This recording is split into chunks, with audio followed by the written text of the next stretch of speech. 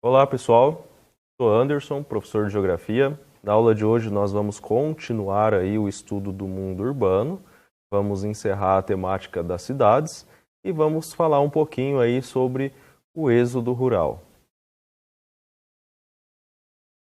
A modernização das cidades ela teve início por volta do século XIX, com o desenvolvimento da indústria, a industrialização aí do nosso mundo.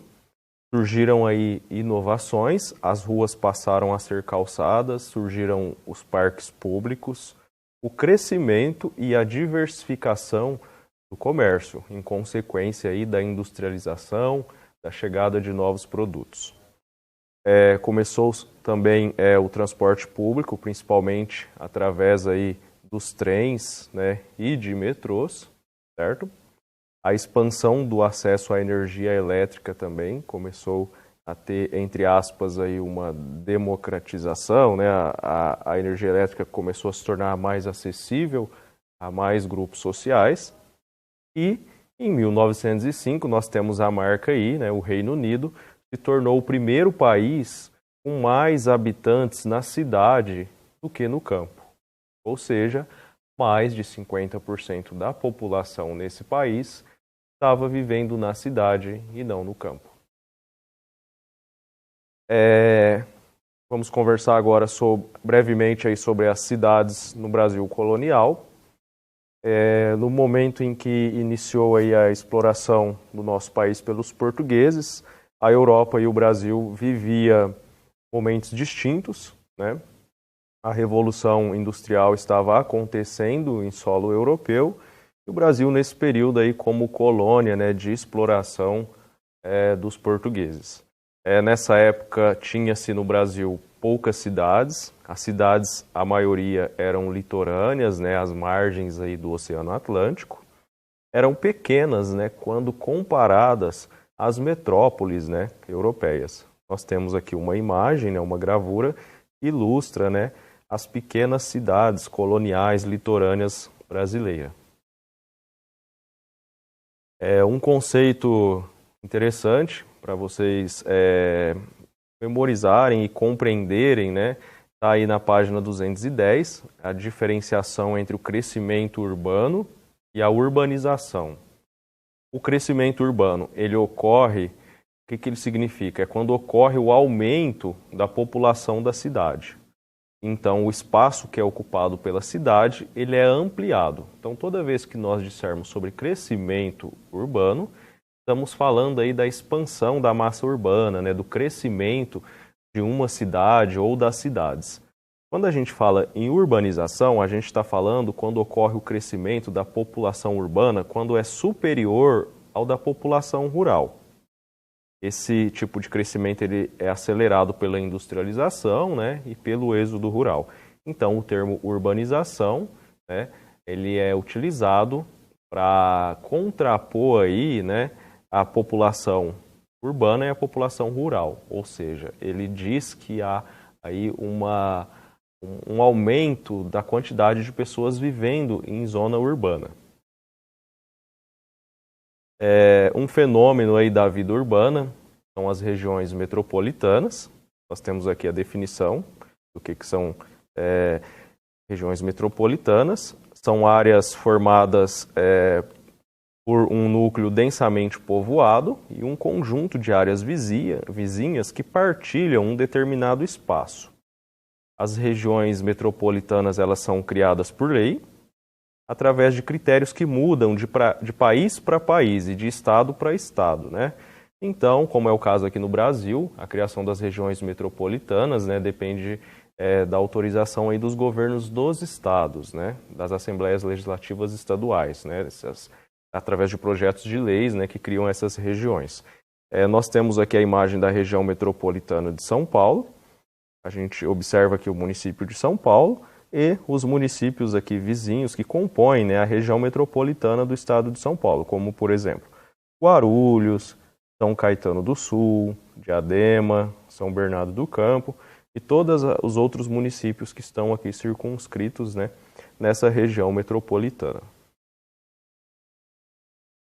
As regiões metropolitanas, elas são formadas por um conjunto, então, de cidades, compostos por uma cidade núcleo e várias cidades adjacentes, como a gente acabou de ver, São Paulo, a cidade núcleo, no caso da região metropolitana de São Paulo, né, e as cidades que estão à sua volta, né, são as cidades aí adjacentes. As regiões metropolitanas, elas partilham diversos serviços públicos e de infraestrutura entre esses municípios, né, como estradas, redes de água e de esgoto, aeroportos, né. Nós temos aqui uma imagem, né, principalmente aqui da capital, né, da cidade de São Paulo, que é a cidade núcleo aí da região metropolitana de São Paulo. No entanto, a região metropolitana não é só um fenômeno aí das capitais, né? Como a gente diz, precisa de autorização, né, de ser aprovado na Assembleia Legislativa, sancionado pelo Poder Executivo Estadual. Nós temos no estado de São Paulo, por exemplo, a região metropolitana de Ribeirão Preto, né? Cidade aqui da nossa região. Essa região metropolitana foi criada em 6 de julho de 2016, através da Lei Complementar Estadual 1290. Ela é composta por 34 municípios. O município aqui núcleo, no caso é Ribeirão Preto, né, que de acordo com a estimativa do IBGE de 2019 tinha 703 mil habitantes. O segundo município mais populoso dessa região metropolitana é Sertãozinho, né, com cerca de 125 mil habitantes. A gente observa que os municípios adjacentes, como por exemplo Sertãozinho, Dumont, Pontal, Morro Agudo, né? E essa região metropolitana, a gente tem aqui na legenda as sub-regiões que compõem ela. A gente pode observar aqui no mapa, bem aqui no canto superior esquerdo, o município de Barretos, né? Então, ele não está na legenda, então Barretos não faz parte dessa região metropolitana, certo? Então, é importante a gente observar aí que as regiões metropolitanas, elas não estão presentes só nas capitais. As regiões metropolitanas, muitas vezes, elas formam conurbação. Esse é um conceito importante, né, para que vocês compreendam. Tá? A gente tem aqui a definição dele, vamos fazer a leitura. A conurbação ocorre quando duas ou mais cidades, devido ao seu crescimento horizontal, se unem, formando uma aglomeração urbana contínua. Quem não conhece o lugar pode pensar que se trata de uma única cidade, né? Mas, na verdade, as fronteiras ou os limites entre os municípios continuam existindo. Aqui tem uma imagem no canto esquerdo. Vocês podem observar aqui a placa de limite de municípios entre a cidade de Fortaleza e Maracanã. Então, a conurbação, a gente pode observar, essa imagem que exemplifica é basicamente isso. Às vezes, ao atravessar uma rua, já não estamos mais no mesmo município, né? Se a gente não tem o conhecimento de que são municípios diferentes, a gente acaba achando que é uma cidade só. Não, mas existem limites ali, né, determinados, né? Continuando aí sobre as regiões metropolitanas, né? As primeiras regiões metropolitanas surgiram na década de 70, inicialmente nas grandes capitais de estado, como São Paulo, Rio de Janeiro, Belo Horizonte, Porto Alegre, Curitiba, Salvador, Recife, Fortaleza e Belém. Essas eram as regiões metropolitanas aí, criadas na década de 70. Em 2015, já se observava aí uma expansão das regiões metropolitanas, né? Em 2005, tínhamos aí 69 regiões metropolitanas, né? Lembrando que esse número já foi ampliado, a exemplo da região metropolitana de Ribeirão Preto, que foi criada em 2016. Então, nós, atualmente, já temos mais do que esse número aqui de regiões metropolitanas.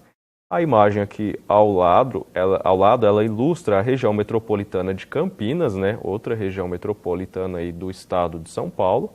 A gente observa aqui o município núcleo de Campinas e as cidades adjacentes, né? Como Valinhos, Vinhedo, Paulínia, Hortolândia, Jaguariúna, Indaiatuba, enfim, todos os outros municípios aqui circunscritos nessa área. Pessoal, nesse momento a gente termina aí o assunto das cidades, né? Vamos falar agora do êxodo rural. Acredito que talvez tenha sido um assunto que vocês já tenham tido contato em algum outro momento, né, da vida escolar de vocês. Então, a definição de êxodo rural, né, de maneira breve, é o movimento da população do campo em direção às cidades, né?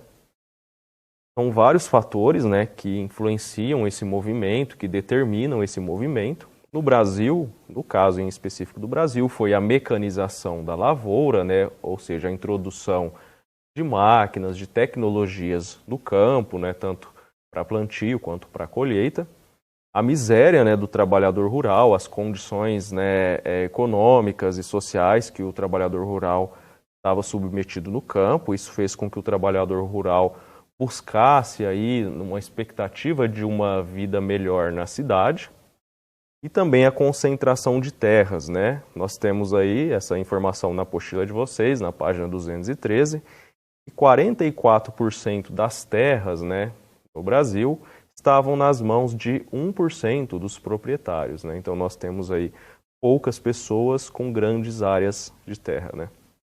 Também a industrialização, né, nas áreas urbanas, né? A chegada das indústrias, a sua implantação nas cidades, fez com que as pessoas migrassem do campo em direção à cidade, em busca de empregos, né, de acesso a uma renda melhor e em busca de melhores condições de vida.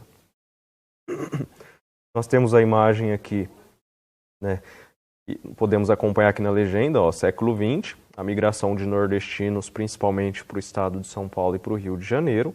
Eles vinham em caminhões improvisados, né? Esses caminhões improvisados, eles eram conhecidos aí como paus de arara. Quando a gente vai falar do êxodo rural, é importante a gente falar, né, das consequências, né, que o êxodo rural trouxe, né, para a nossa população. Um deles é a redução da população no campo, né, diminuiu muito, né, a população que vive no campo, ou seja, o êxodo rural contribuiu aí para o processo de urbanização, ou seja, o crescimento aí da população que vive nas áreas urbanas. Promoveu o inchaço urbano, ou seja, as populações se concentraram muito nas áreas urbanas, nas cidades, e isso dificultou o planejamento urbano pelo setor público, né? Houve aí a insuficiência, né, da infraestrutura urbana em razão aí da falta desse planejamento, né? As cidades não estavam preparadas para receber um contingente populacional tão grande, certo? Então houve principalmente aí, ó, a deficiência de moradias, né, do acesso ao direito à habitação. Isso ocasionou o surgimento, né, de favelas, né, de comunidades, né, dificuldade de acesso às redes de água e esgoto, escolas e hospitais. Muitas vezes esses direitos estão aí distantes, né, das comunidades, né. Ocasionou também o desemprego, porque a oferta de vagas no mercado de trabalho não cresceu na mesma intensidade em que cresceu o número de pessoas vindo, né, morar na cidade. Surgiu também o fenômeno da marginalização social, as pessoas que estão aí à margem da vida social, em razão principalmente da dificuldade, né, de acesso à renda e acesso aos direitos básicos. Então, por isso, criou-se esse termo, marginalidade, quem está à margem, né, não está conseguindo aí acessar os direitos básicos de todo cidadão.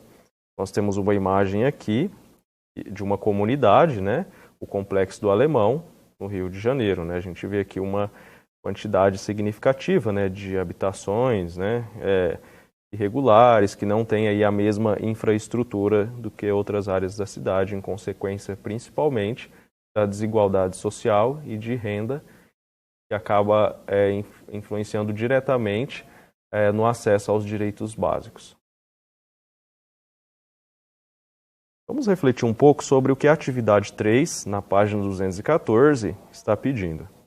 Na atividade 3, para responder às questões, analise a ilustração a seguir que retrata um aspecto da mobilidade da população brasileira, relacionado ao sistema agrícola e a certos problemas da sociedade urbana, né? Observem essa imagem, o que vocês podem visualizar aí, né? O que a gente vê? O que está acontecendo? O que está no horizonte dessa imagem, né?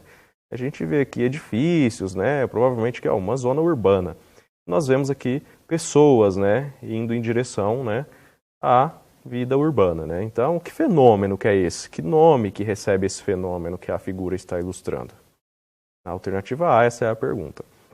No exercício B, aponte o momento histórico em que esse fato se intensificou no Brasil, né?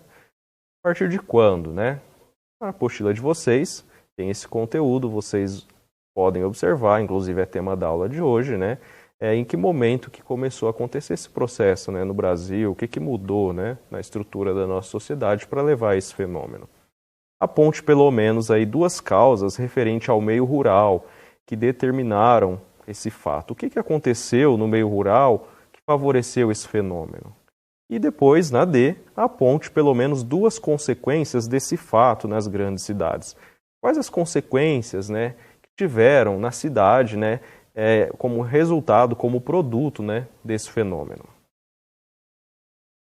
Pessoal, o tema da aula de hoje é esse. A gente concluiu aí o estudo das cidades e falamos aí sobre o êxodo rural e discutimos um pouquinho a atividade 3. Espero que vocês tenham compreendido o conteúdo. Qualquer dúvida, vocês podem visualizar novamente a videoaula na plataforma do YouTube e podem direcionar a dúvida de vocês também para o tutor do grupo. É isso e bons estudos, até a próxima aula.